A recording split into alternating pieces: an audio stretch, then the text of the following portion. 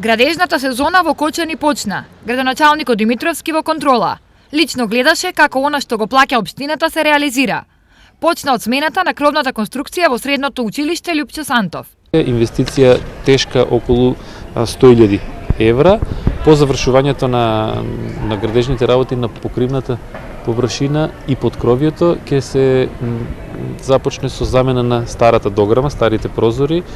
Тоа е втората фаза, инвестиција која што е тешка 2.415.000 денари и третата фаза е термофасада, односно енергетски ефикасна фасада.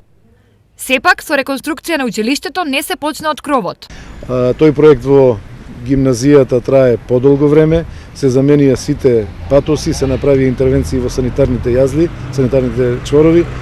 Сега е последната интервенција на кровот.